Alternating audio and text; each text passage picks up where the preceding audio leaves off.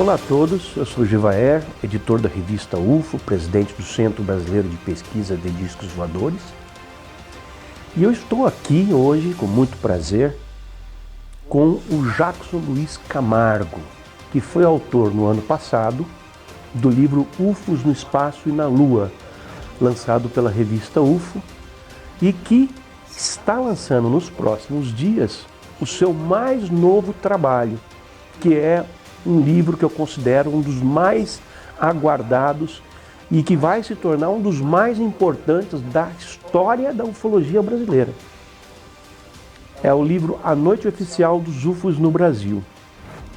Nós estamos há alguns dias de completar 35 anos da Noite Oficial dos UFOs no Brasil, que aconteceu desde as primeiras horas do dia 19 de maio de 1986 até as primeiras horas do dia seguinte, quando uma esquadrilha de pelo menos 21 objetos voadores não identificados, um número que já vai ser atualizado pelo Jackson, foram perseguidos por 7 caças a jato da Força Aérea Brasileira armados.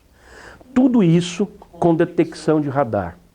Nós temos nesse livro a comprovação de que uma esquadrilha gigantesca de UFOs que tinham um tamanho também descomunal, alguns passavam de 100 metros de diâmetro, tudo isso confirmado por 7 pilotos experientes de caças da Força Aérea Brasileira, por controladores de tráfego aéreo em 2 bases aéreas e em vários aeroportos, por um coronel, por altas autoridades da aeronáutica do nosso país e até por um ministro de Estado. Jackson, boa tarde, é um prazer receber você aqui para esse bate-papo. Meu amigo, o que você promete revelar no seu livro que está para sair nos próximos dias? Bom, tem muita informação inédita, digamos. É um livro baseado quase todo ele na análise de documentos oficiais da Força Aérea, análise nos áudios, nas gravações feitas em torre de controle e durante as missões de interceptação pelos caças, né? E também por depoimentos de quem viveu aquela noite, né? Depoimentos dados à imprensa, depoimentos dados a pesquisadores. Então tem muita informação importante, muita informação relevante sobre o caso, algumas informações desconhecidas. No livro eu abordo o antes, o durante e o depois. O antes, aqueles dias antes da noite oficial, porque a noite oficial ela está envolvida dentro de uma onda ufológica de grandes proporções que atingiu o Brasil, que começou ali no dia 19 de março de 1986. Meu aniversário. Então, começou nessa data, né? Se prolongou até a noite do dia 19, foi até o mês de setembro com uma grande quantidade de avistamentos, né? O caso da noite oficial foi, digamos assim, o mais importante dentro dessa onda. Eu diria que esse é o caso mais bem testemunhado da história. São milhares e milhares de pessoas, né? Até onde se sabia, os UFOs haviam se concentrado ali na região do Vale do Paraíba, região de São José dos Campos, ali dentro do estado de São Paulo. Mas, segundo eu apurei, praticamente todas as cidades do estado de São Paulo foram sobrevoadas naquela noite. Praticamente todas as cidades do Rio de Janeiro, grande parte do estado de Minas Gerais e o estado de Goiás também. Então, todas aquelas cidades ali, houve alguém que viu alguma coisa no céu naquela noite. E fora isso, pilotos de aeronaves, pilotos da TAM, da Transbrasil, da VASP, da VARG, todos eles tiveram experiências avistando UFOs naquela noite, né? Além disso, teve o coronel Osiris Silva e os pilotos de caça, né? Envolvidos na perseguição naquela noite. Muito importante. Agora, tem muita gente que não tem ideia do porquê esse nome, Noite Oficial dos UFOs no Brasil, que foi, na verdade, uma denominação cunhada pelo grande ufólogo pioneiro brasileiro e coeditor da revista UFO, já falecido, Claudeir Covo. Você gostaria de comentar por que é a Noite Oficial dos UFOs no Brasil? Bom, podemos dizer que foi devido à confirmação, né, por parte da Força Aérea e o envolvimento de militares também, no caso, seja na detecção dos objetos, seja na perseguição dos objetos. Então, o número de testemunhas militares envolvidas com esse caso é muito grande.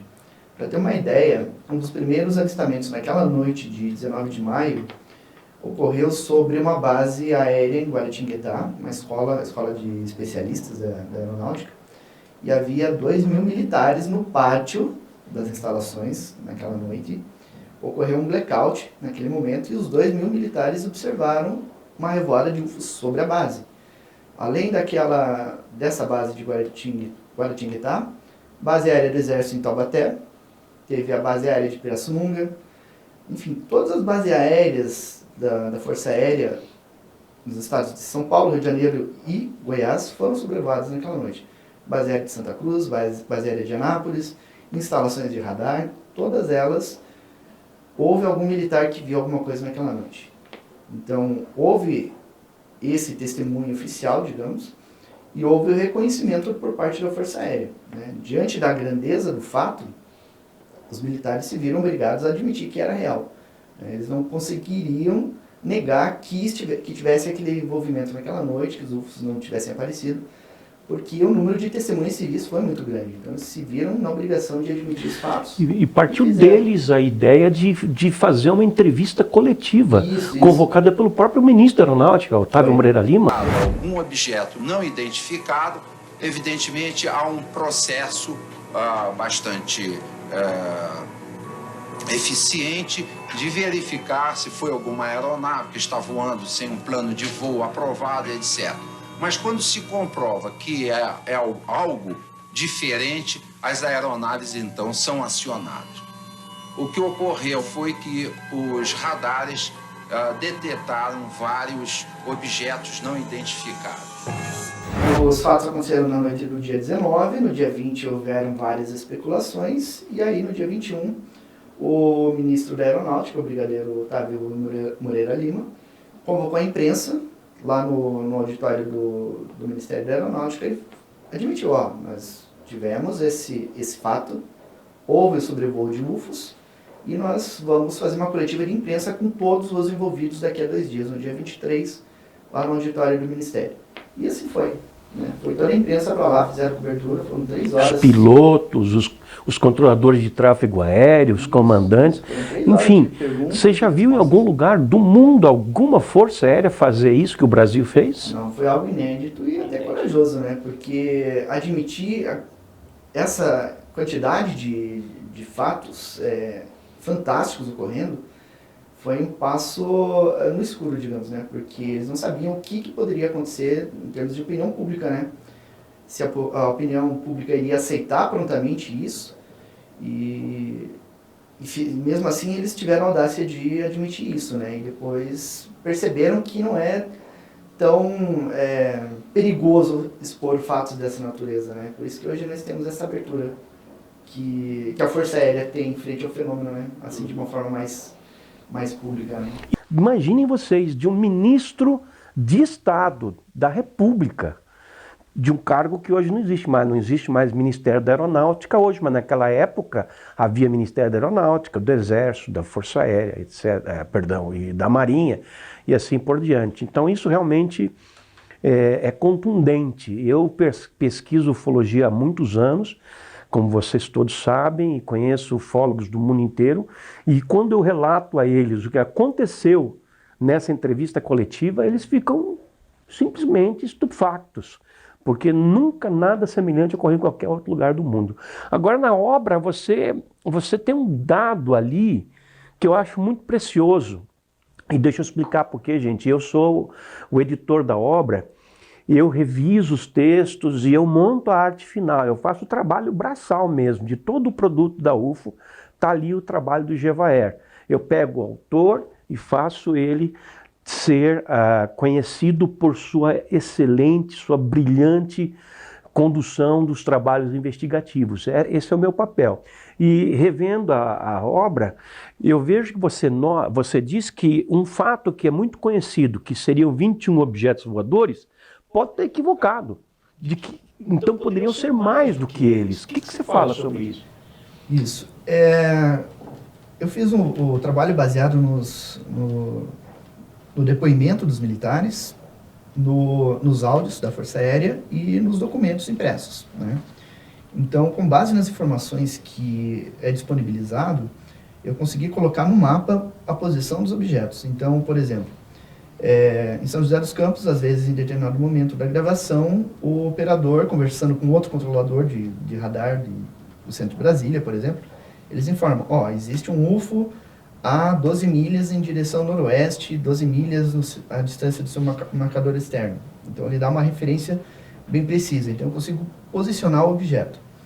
Então, com base nisso, eu estabeleci a posição desses objetos e, simultaneamente, com os testemunhos de pessoas civis que viram os UFOs naquela noite, eu consegui assinalar também os objetos que ou não apareceram nos radares ou não foi visto por nenhum militar.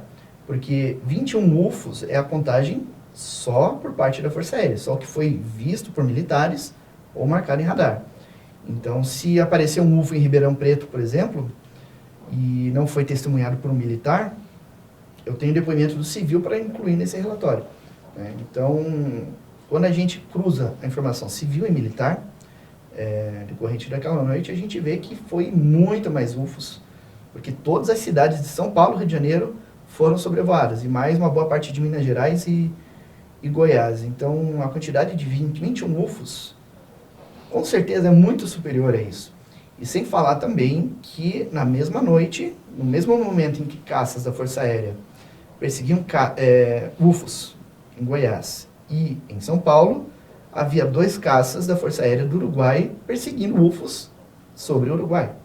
Então, a abrangência do fenômeno é muito maior do que se imaginava. Ela transcendeu fronteiras e foi detectada em outros países também. Também no Uruguai. Na mesma noite, nas mesmas horas. Veja que impressionante isso. Essa é uma informação muito, muito grave, porque dá uma dimensão ainda maior para a noite oficial dos UFOs, que já agora não é só mais apenas do Brasil, mas talvez até de outros países da América do Sul, além do Brasil e do Uruguai.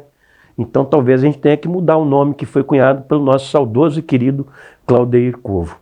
Agora você tem mais uma informação que eu acho que vale a pena ser passada, para que as pessoas que tenham acesso ao livro, quando ele sair, daqui mais uns poucos dias, não se assustem, que é o fato de que havia naves descomunais, tratadas pelos controladores de voo como inclusive naves-mãe. O que você conta sobre isso? Isso. Até onde se sabia, os objetos eles teriam em torno de 100 metros de diâmetro, né?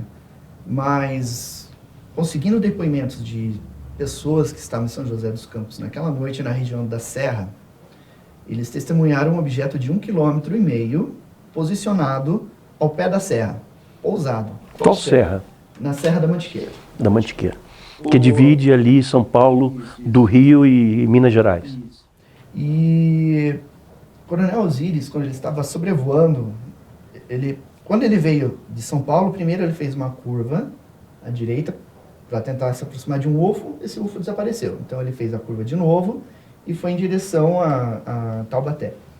E aí então, nesse movimento em que ele fez, ele observou um objeto parado ao pé da serra de grandes dimensões. Isso a gente observa no áudio, ele narrando que o objeto era de grande tamanho, não era nenhuma estrela, nenhum corpo celeste, era de grande tamanho e estava em movimento.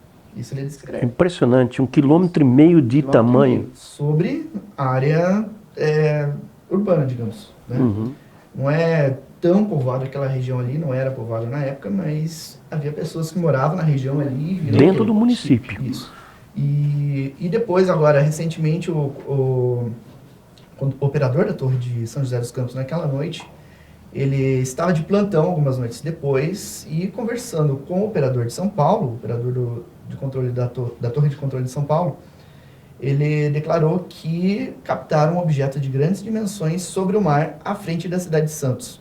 E esse objeto ele teria 11 quilômetros de extensão. Que barbaridade. E foi visto por pessoas na orla da cidade, que viram o objeto também e viram outros objetos entrando e saindo dessa nave mar. E esse objeto de 11 quilômetros, vocês têm ideia da dimensão disso? Esse objeto foi detectado por radar? Também foi assim que ele foi estimado o tamanho? O tamanho, no caso, é estimado por alguns equipamentos de radar. o tamanho do plot na tela do radar indica o tamanho do objeto real. Assim que eles conseguem determinar o tamanho do objeto. Teve um piloto que fez uma perseguição em alto mar, na noite oficial, e ele descreve isso, né? Numa das entrevistas ele fala, o tamanho que eu tinha do objeto no meu radar era em torno de 1 centímetro. Isso indicava que o objeto que eu estava perseguindo tinha o tamanho de um Boeing 747.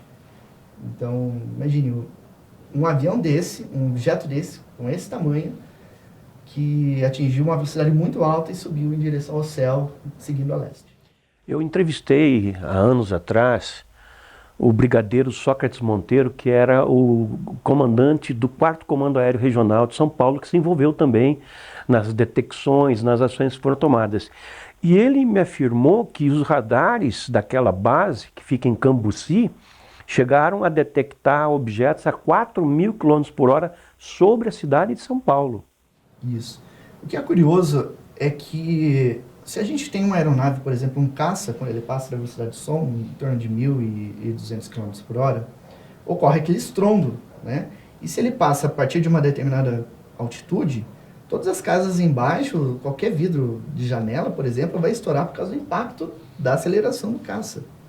E agora, um objeto a 4.000 km/h fazer isso sobre São Paulo e não fazer nenhum barulho, nenhum som, não causar nenhum efeito, né? É algo fantástico. Ainda a gente não tem tecnologia para produzir algo assim, né? Nenhum avião que rompa a barreira do som, por mais tecnológico que seja, vai conseguir fazer uma coisa dessa.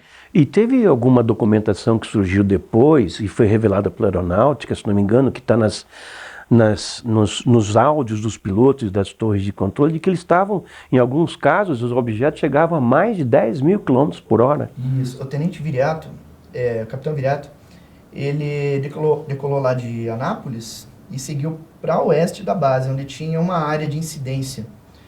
E então ele sempre tentava perseguir esse objeto, ele enquadrava no radar de bordo e no sistema de mira.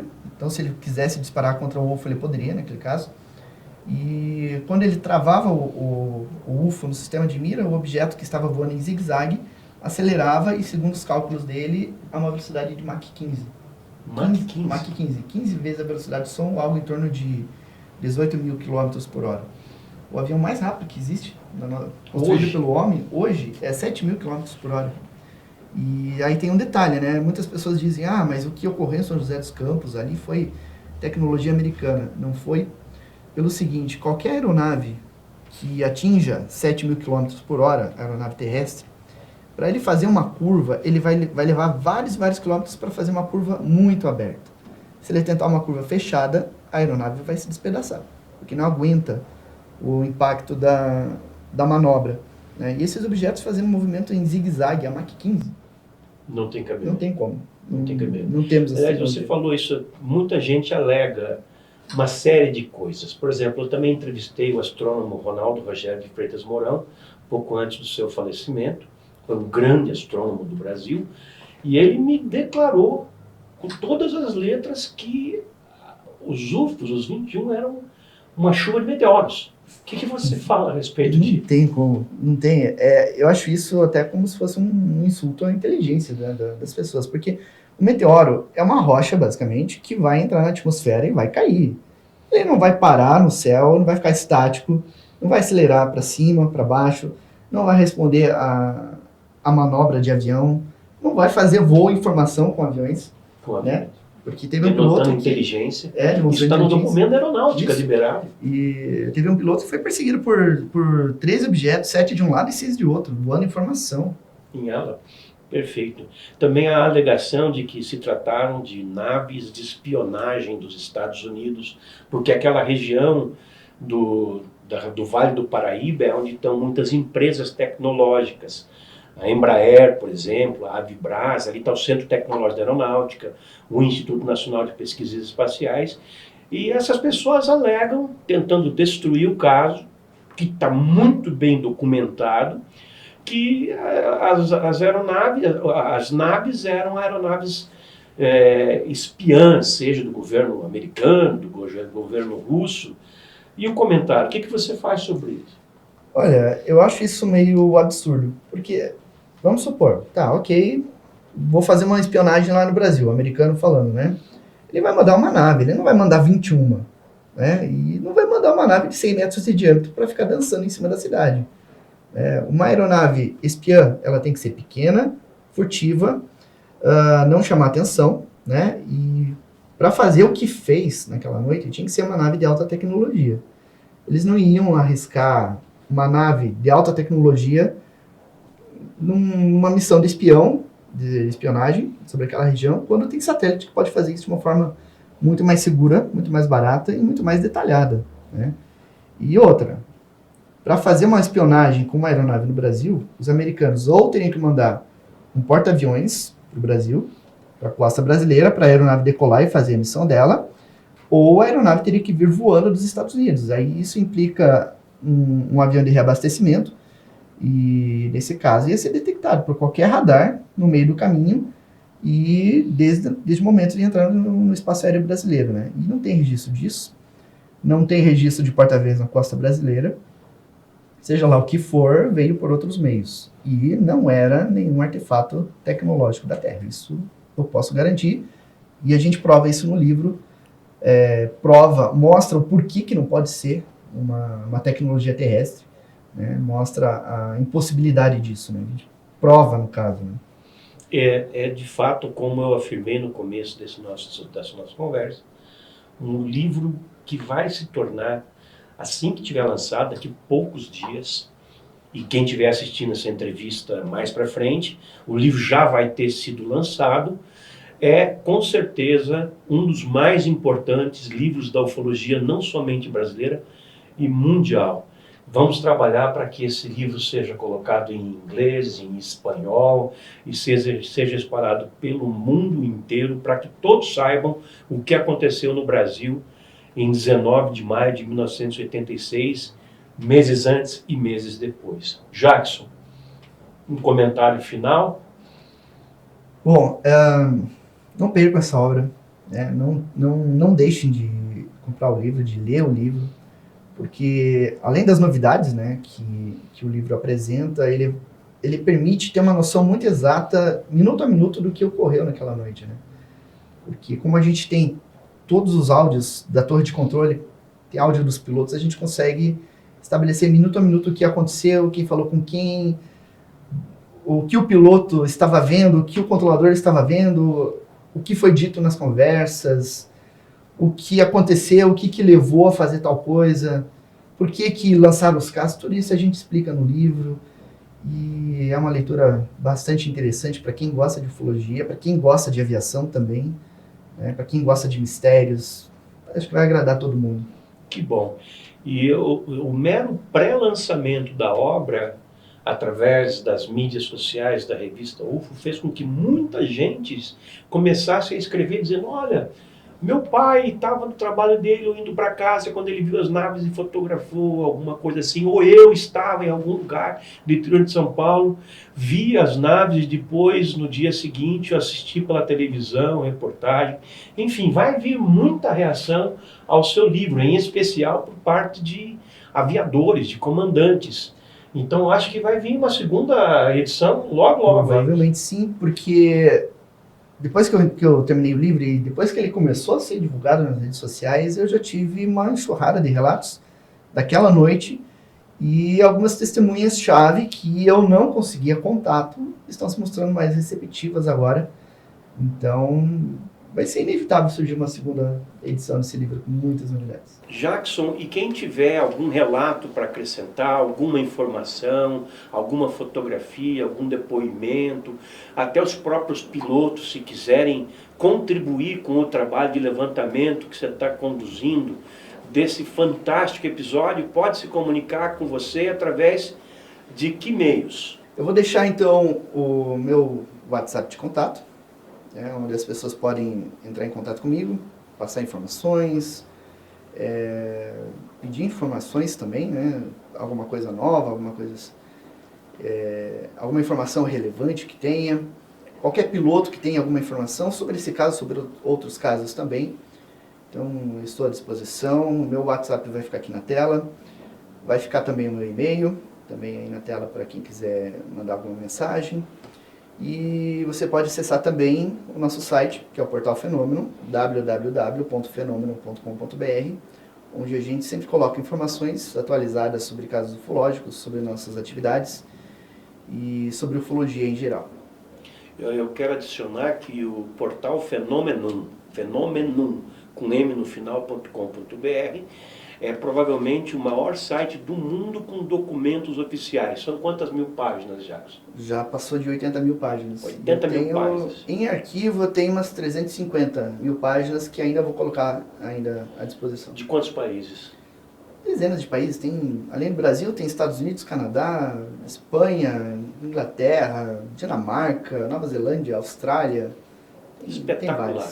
Acessem, assinem, sejam membros desse movimento que está sendo criado a partir da publicação do livro, que é de esclarecimento de um dos principais fatos da ufologia militar brasileira. Muito obrigado, Jackson. Uma satisfação sempre falar com você. Um grande abraço a todos.